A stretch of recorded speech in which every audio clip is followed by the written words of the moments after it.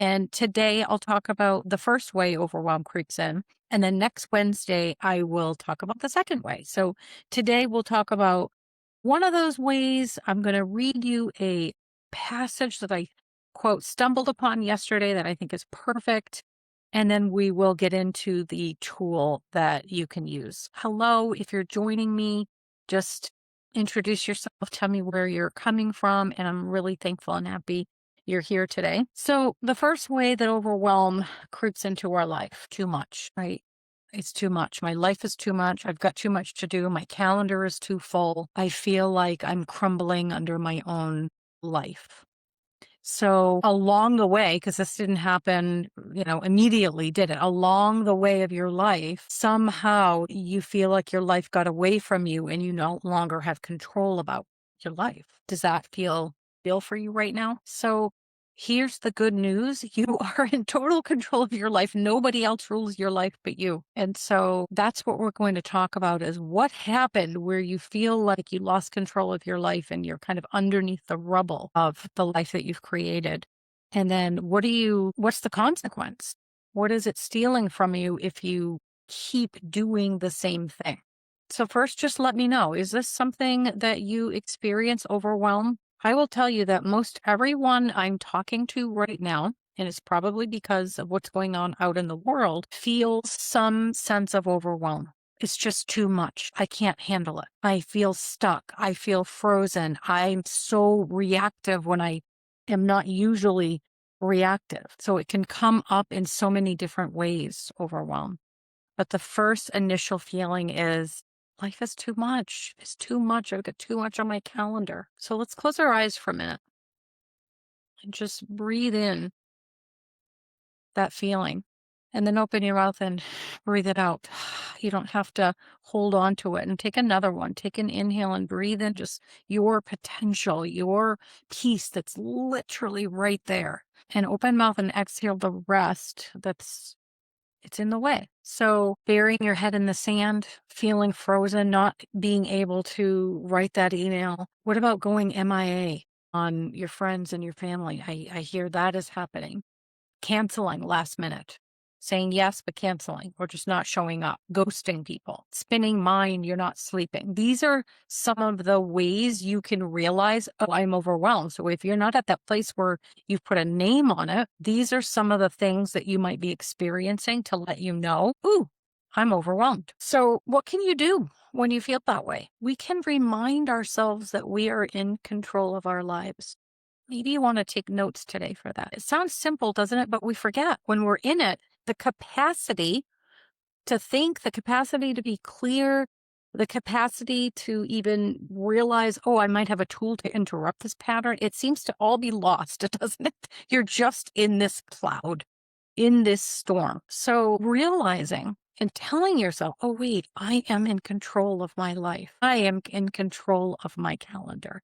Just saying that gives you a whole lot of power back. What else can we do now to start to minimize or be proactive about coming to that place where we just can't take it anymore? Okay, so number one, let's simplify our life. I can already hear you. No, I can't. I can't give up anything. But you can. I promise you, because I have reorganized my life several times. Simplifying your life. So learning to say no when you want to say no. Or when your calendar just says, no, I can't put anything more on it. Simplifying your life, using your calendar, and only booking things that you really want to do, like you feel it in your heart and your gut that you want to do. Otherwise, you're saying no. And if you have a hard time saying no, that's the people pleaser syndrome. So reach out to me and let me know, and I can do a video about that. But so we're simplifying the life. You're looking at your calendar and using your calendar. And you're creating space. This is so important.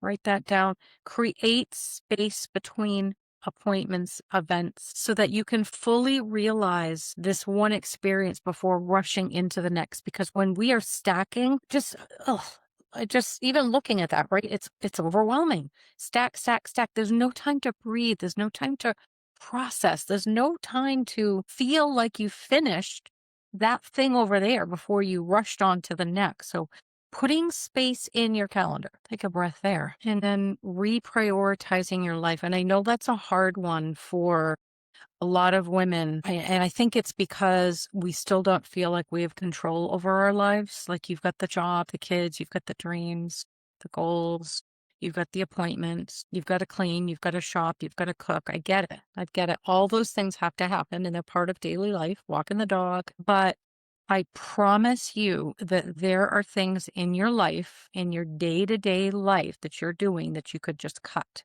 right out. And the way you can do this is start to look at, just take like 3 days and start to look at what you're doing. Don't even try to change it yet. Just watch where you're spending your time. Are you online 24/7? Are you scrolling at midnight, not allowing yourself to go to bed and sleep? Are you on the phone for hours at a time? Maybe you need to space out when you talk to your friends. Just take a look at what you're doing with your time. And I promise you, there's probably an hour to 3 hours where you can say, "Ooh, that doesn't really serve me. I don't need to do that today. I can do that another day." And now you've gained space. And in space, you can reset your nervous system. In space, you can relax. In space, you can process so that you're not dragging one experience, one feeling to the next and stacking and feeling like you're rubble underneath your own life. Because here's the truth. We can do one of two things, right? We can simplify, or we can keep doing the same thing we've been doing. And if you keep doing the same thing you've been doing, you're going to end up more resentful and angry and reactive. Those feelings have to go somewhere if you're not taking care of it yourself. So they're going to be, what I say, vomited out into the world on the people you care about and love, or you're going to shut down, close your world off. And acting that way doesn't get you closer to your goals and your dreams. So it's like that loving discipline to yourself where you're like, okay, let's just look at the facts. I feel overwhelmed. There's too much in my life. Well, if there's too much in my life, I must need to cut some fat out. And if I need to cut some fat out, I need to look at the way that I live my day to day life and see, does this thing align with me getting to where I want to go, doing the things that I want to do, becoming the person I want to become? Or does it just keep me small and limited and distracted? And then we go about reprioritizing our lives so that it aligns with where you want to go and who you want to be. Now, I I am getting so many synchronicities in my life this year. It is crazy. But there's something I've been doing for a long time. I will take a book, if I'm not reading a book end to end, I'll take a book and I'll just sit for a second and a page number will jump in at me and I will read that page. So that is what happened yesterday. I got in the car, had a couple of minutes. I keep a book in the car, and this is a book that I will have forever. I love this book, The Motivation Manifesto. Brendon Burchard. He is like an OG personal and professional coach. And I got this book out this year because I was like, I just want to randomly open a page. So yesterday it was page 75. And I'm going to read you this page. And when I read it to one of my besties last night, she was like, whoa, this hit home. So maybe you close your eyes, let go of all the outside sense perceptions, let go of seeing anything but inside of your own being. Take a nice deep breath. And the title of this page is The Half Experienced Life. So much of our lives go unnoticed. We miss the sunrises and the sunsets. We don't sense how we're feeling for hours and often days at a time. We didn't see the kind stranger help the elderly man cross the street. We miss that appreciative smile on our spouse's face. We didn't sense our coworker's desperation because we never paused to look her in the eye or ask her about her day. Locked indoors and hidden behind machines, we missed the entire season. The winter passed and we didn't play in the snow. The spring bloomed and we overlooked the flowers. The summer and the fall passed so quickly and we don't even remember the trees changing or feel satisfied with the time we spent outside. Each day there are a million divine wonders, acts of human kindness and beautiful sights, yet we're too checked out or busy thinking about yesterday or tomorrow to even sense the magic. We mustn't be so numb or absent-minded as to allow ourselves to suffer the fate and misery of those choosing a half-interested, half engaged life. We mustn't stay oblivious to the key moments and circumstances of our lives. There is more pulse and beauty and meaning to be had. And then he puts in italics. With enlightenment comes the realization that the natural foe to life is not a distant death, but a detachment from living. And I read this today because when we fill our lives up with nonsense, with distraction, with these little things that really, when they add up, don't really mean anything to your growth, your evolution, your peace, your clarity, or your happiness, that's living a halfway lived life, distracted on the noise instead of getting to business about what do you want to accomplish? How do you want to serve? What do you want to leave here?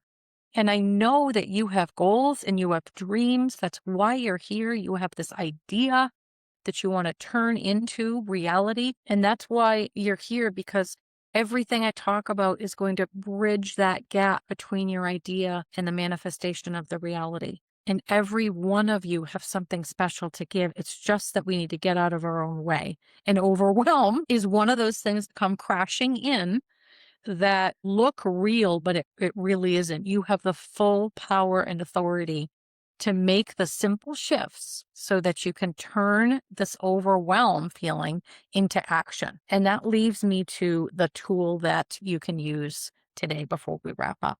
So when you feel overwhelmed, and it would be good to check into your body and notice what's the bodily sensation when I feel overwhelmed. So you can do that on your own time. And when you feel that, that's the light bulb that says stop. Step away from whatever I'm doing. There is nothing more important in the moment of overwhelm than stepping away from what it is you're doing, closing your eyes and taking some deep breaths.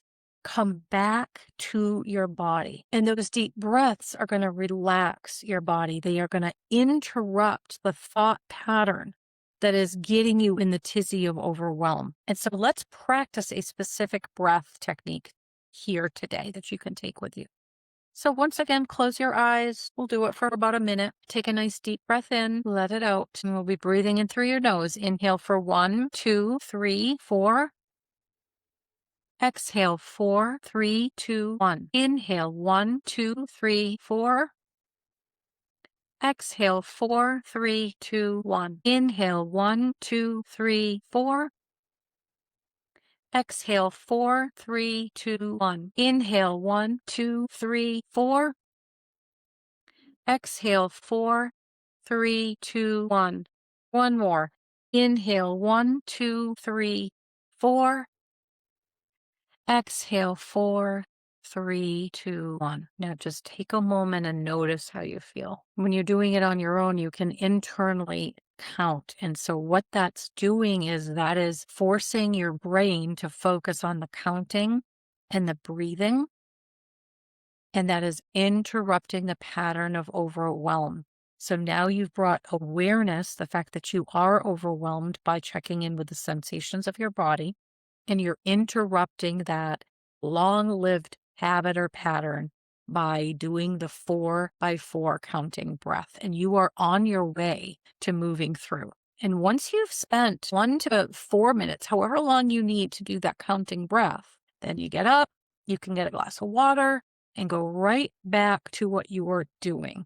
And that is where you're going to be repatterning yourself to form a new habit. So instead of what I used to do, grab a bag of chips and hit Netflix for the rest of the night because I'm shutting down, I'm not dealing with my feelings, and I let overwhelm get to me. Now we are going to be bringing that awareness by noticing what's in the body. We are going to do the 4x4 breath, and then we are going to go right back to what it is we were working on. And this is how you start to make sustainable transformation happen and no longer allow overwhelm to take you down. Please let me know if this helped today. Give me a comment, a shout out, what stood out for you today, and I will see you next week.